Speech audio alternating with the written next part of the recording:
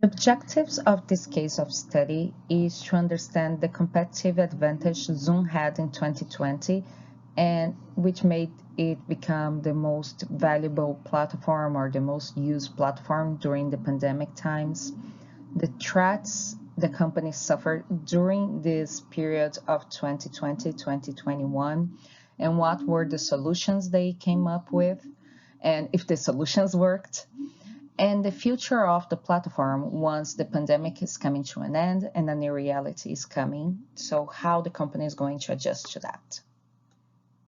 To understand competitive advantage of Zoom in 2020, we're going to go back a little bit in 2019 to understand how the market goes and how this market was growing. So global video conference back then was 3.85 billion market with the growth revenue projections of 10 to 14%. And Zoom in 2019 was in the middle of the big players of this market. And the target of organization back then was organization business with 10 or more people so they can have meetings on a virtual level. So the advantage of this platform compared to the others was intersection stability, high quality performance. It was a friendly use for the consumer, so it was very easy. In 2 or 3 clicks, they understand what they had to do and they were inside the meeting. And also the partnership with a company called Poly and Net Company, which integrate video calls with regular phone calls. With this scenario, Zoom was a great player when the pandemic started and people had to use the virtual meetings to go on with life, with study, with business. And that's why it became the #1 platform in the world for that time, for that period of history. So as pandemic came to strike all of us, we understood that we need to continue with our lives on a virtual level, and Zoom was the platform to do so. Not only for school and business, but also to get together with friends. So if you have a birthday party, you would do at Zoom. If you want to chat with your peers, you're gonna do at Zoom. And the reason because of that we talk about on the last slide was basically because it is a easy platform to use. The other thing that consumers used to talk about was how easy the download was made. But the main thing was security compared to the other platforms. And the ironic thing is that Zoom problems came exactly from that area. So the problems that the platform faced during the year 2020 to 2021 were data of the users being shared with other companies, with other individuals without the user consent. And that's a major issue because it goes into the privacy of the user. And also a problem with call it Zoom bombing, which is basically you are in the middle of your meeting and suddenly someone that is not invited or not supposed to be there comes into your meeting, and maybe it's something very confidential or something that you don't want to share with the world. So that was a major issue for Zoom in that moment. Zoom needed to find effective and efficient solutions and fast, since millions of people were depending on the platform to keep their lives going. So the primary solutions that came to the platform was the waiting room, which is basically to prevent the Zoom bombing. You have a host and you have the guests for that meeting.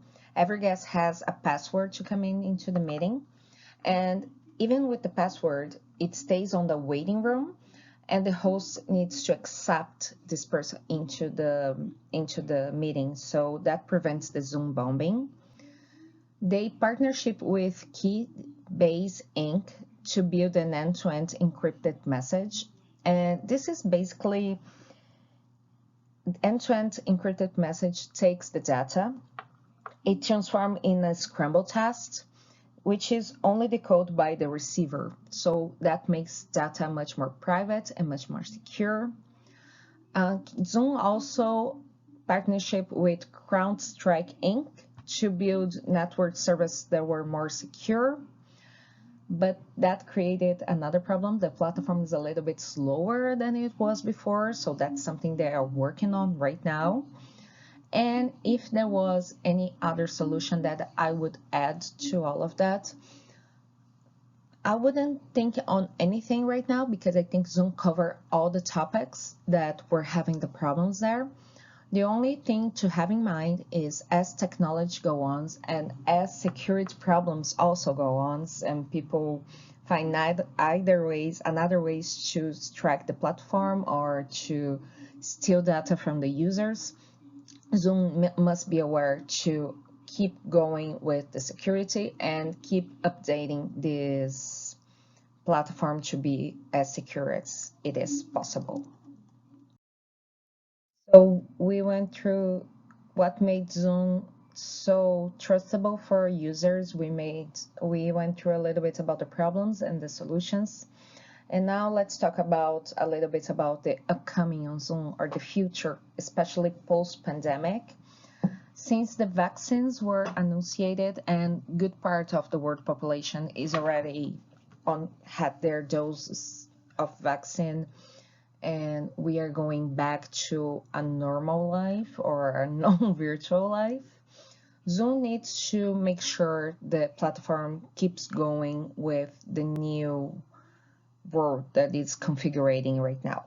So of course, updating the platform, all we know the platform as having classes there and make it more usually even more friendly use for the consumer, or making sure that security issues are addressed and hold accountable to that.